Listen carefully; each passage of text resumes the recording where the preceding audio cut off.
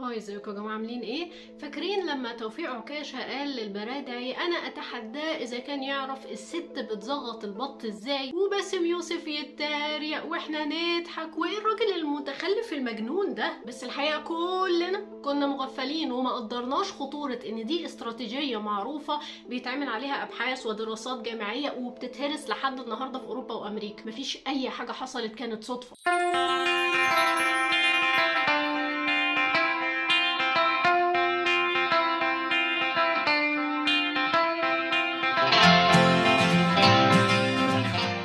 البدايه حابه اقول شويه حاجات كده. اولا يا ريت ما تنسوش تعملوا سبسكرايب ولايك وشير. ثانيا اي حد هيتحاكى بدهاء توفيق عكاشه هديله على اتجاه. اي مجتمع بيمر بتحديات بيبقى فيه فريقين، الفريق الاول بيبقى عايز يصلح، الفريق الثاني هو اللي عمل التحديات دي اساسا ومن مصلحته انها تستمر، ودول لو دخلوا للفريق الاول وش لوش في نقاش ولا حاجه يعني اكيد هيتهزموا، لان الفريق الاول ده عاده متعلم تعليم كويس وعندهم خبره وسمعتهم مش ملوثه زيهم. فالحل ايه بقى؟ ان هم يلجأوا لتكتيك مشهور جدا اسمه الانتي اليتيزم، معاداة الاليتس، النخب. ايوه، فاكرين لما كانوا في التوك شوز يقعدوا يقولوا لك ازمه النخب المصريه ويقولوا كلام مش ولا بد وبتاع؟ ما انا لما بقول لك اسلوب معروف انا عارفه انا بتكلم في ايه. فيقول لك فلان ده يعني واخد لي دكتوراه من كامبريدج وكلامه شكله متزوق ومنطقي، بس الكلام ده يروح يقوله في الجامعه اللي اتخرج منها ولا مؤاخذه. دي ناس عايشه في ابراج عاجيه وبتقول الكلام ده وهي قاعده في التكييف، ما تعرفش اي حاجه عن حياه المواطن العادي، الامريكي الشقيان، المصري العرقان، الاوروبي التعبان. فتلاقي ترامب يتريق على الناس اللي بتقول كلام انشا عن الاصلاحات القانونيه والاقتصاديه لتحقيق العداله علشان الاغنياء ما يزدادوش غنى على حساب الطبقه المتوسطه والفقيره، ويقول لهم هو انتوا عارفين عمال الحديد والصلب مثلا عايشين فعلا ازاي؟ ده كلام انتوا بتبيعوه علشان مصالحكم، بلا سياسه بلا دبلوماسيه بلا بتاع. احنا ناس بتوع حلول لا مؤاخذه، احنا نشبشب للصين نعرفهم مقامهم فوارداتهم ما تدخلش البلد بسهوله، ومصانعنا احنا هي اللي تشتغل بقى، نضرب بايد من حديد ونغور المهاجرين دول وخير البلد يفضل لأهلها. احنا ناس ولاد بلد وبنهزق اعدائنا عادي. خليكم انتوا في مؤسساتكم ومؤتمراتكم، احنا في رقبتنا شعب عرقان بنجري عليه معلش. He's like the common man for a few reasons. One,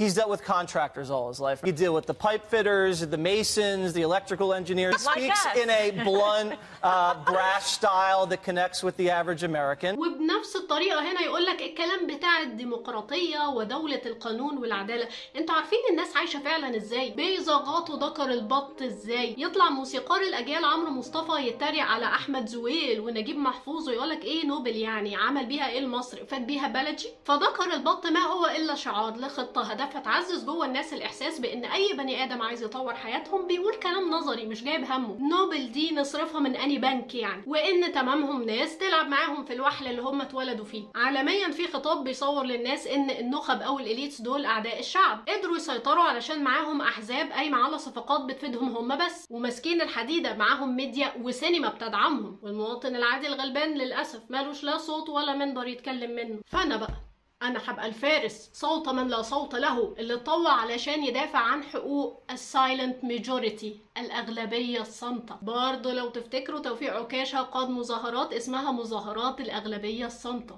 ال 80 مليون الصامت، اتحرك يا 80 مليون صامت. الخطوره في اللي جاي ده. The elite. Why are they elite? I have a much better apartment than they do. I'm smarter than they are. I'm richer than they are. I became president and they didn't.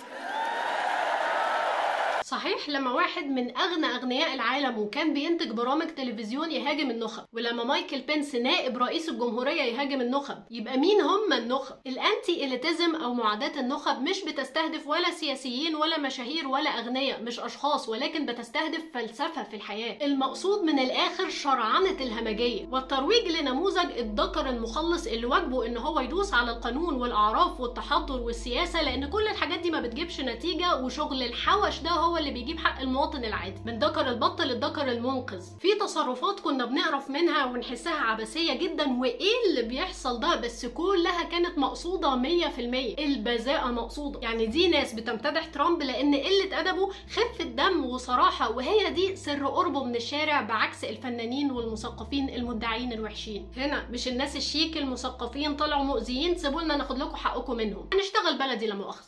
انسوا خالص بقى يعني الاتيكيت والاعلام التقليدي، لان احنا ناس بنشتغل ده مقتضيات المرحله المؤاخذه ولا مخرج. وده يبرر بقى الخوض في الاعراض والسب الام والردح، ما احنا بنجيب حق الشعب بقى من الناس الوحشه المدعيه. اهانه الستات مقصوده، بخلاف المتعارف عليه لو ترامب ماشي مع مراته ولا موظفه عنده والدنيا شتت بيفلق بالشمسيه ما بيستناش حد. هو مش اهبل، هو قاصد يرسم صوره لنفسه قصاد انصاره الهمج بان هو مش طري بقى وهيستناها ويتنحنح لها. لا، هو راجل جامد حبش، هو قليل الادب مع الستات كلها في الحقيقه. هنا لما مرتضى منصور يقول لك احنا هنسرح فريق السله بتاع الستات يروحوا بقى يطبخوا ولا يتجوزوا، واهانات الستات في البرامج عموما الهدف منها مغازله الغوغاء، والناس يا عيني ان الحياه طحنتها فبيستردوا شويه من التستوستيرون بجمله على المطبخ. لما يخصص ساعه تقريبا في برنامجه علشان يشتم فيلم عماره يعقوبيان، انت ممكن تقول كراجل طيب يعني هو ايه دخل ده بالدوري العام ولا بالخطيب حتى؟ للاسف الناس دي بتبقى عارفه كويس قوي ايه اللي بياكل مع الناس، وهو عارف ان الشعب المصري يسلم رقبته وقلبه وجيبه لاي بني ادم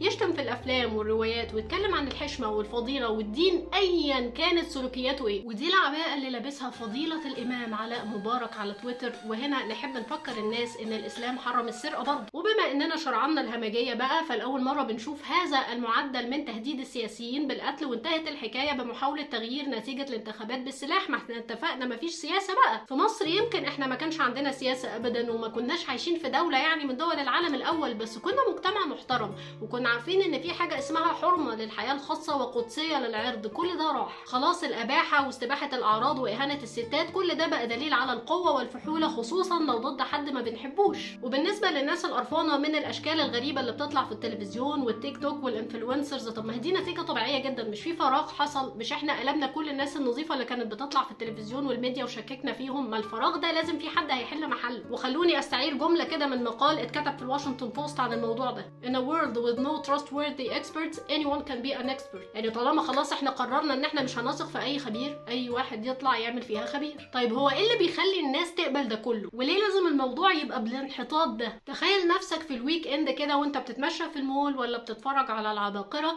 نمت صحيت فجأة لقيت البنك الاهلي فلس. ده اللي حصل في امريكا في 2008، اشهر واسوأ ويك اند في التاريخ. الناس اتفاجئت في اول الاسبوع يا عيني ان بنك ليمون براذرز بجلالة قدره فلس بدون اي سابق انذار ولا نبوءة من خبير ولا تحذير من جورنال ولا مجلة، فجأة. فالناس ثقتها اتهزت في كل حاجة. احنا مش في بلد ديمقراطي، ازاي الكلام ده حصل؟ ازاي الميديا ما تنورناش؟ ازاي البنوك تقامر بمصير الناس بالطريقة دي؟ فبدل ما الناس تجيلها لفوق بقى ويبتدوا يواجهوا الرأسمالية اللي اتشرست زيادة عن اللزوم وطمع رجال الاعمال، ابتدى بقى اصحاب المصالح يوجهوا الطاقة دي للانتي اليتيزم، فالناس تتشرس ضد بعض. في ظروفهم دي وارد لما حد يقول لهم انسوا السيستم القديم والسياسيين التقليديين والميديا يدوله ودنهم. انت بقى اتمردت على الحد الادنى من الحضارة اللي كان عندك ليه؟ زعلان من نخب ليه؟ الديمقراطية خذلتك في ايه؟ هو انت توعى عليها ولا عمرك شفتها؟ على رأي المنتصر بالله تراهني اضرب نفس الراجل هو على. ولكن الجدير بالذكر ان الناس معذورة في نقطتين: في ناس نادت بمبادئ كبيرة قوي وما طلعتش قدها، والمواطن العادي في اي بلد مش من عادته ان هو يبص ل10 سنين لقدام ويتأمل 20 سنة لورا. هو ابن النهاردة، هتعمل لي فيها الفرزدق؟ انجز قولي على حل دلوقتي. فزي ما كان في كلام عن مبادئ وخطط بعيدة المدى، كان المفروض يكون في تركيز على الخطط قصيرة المدى، حاجة على مدد الشوف. وده مش معناه ان مفيش حد عنده حلول ولا خطط، بس هم يا اما يعني طفشوا من القرف اللي حصل في المجال العام او اتداروا تحت كتير من الخناقات الهايفة والحقيرة زي مين خاين ومين كافر ومين قلع ومين لبس. طبعا بعد كل اللي احنا مرينا بيه على مدى السنين اللي فاتت والناس اللي خدعونا، الثقة مش حاجة سهلة، بس الحل اننا نفلتر اكتر ونعيد النظر في المعايير اللي على اساسها بنثق في الناس، مش نروح نآمن لحوش لحد ما نرجع تاني لنوعية الضيوف اللي كنا بنشوفهم في قناة ماسبيرو زمان. شكرا يا جماعة، يا ريت ما تنسوش سبسكرايب ولايك وشير. والمرة دي مش عشاني، لان ترامب لما يعرف انا قارنته بمين يعني ممكن تجيله ذبحة قلبية وامريكا تشيلها لنا بجميلة يعني وتدي لمصر اي حاجة بقى، دولارات اي حاجة. فمش عشاني، علشان مصر. شكرا، باي باي.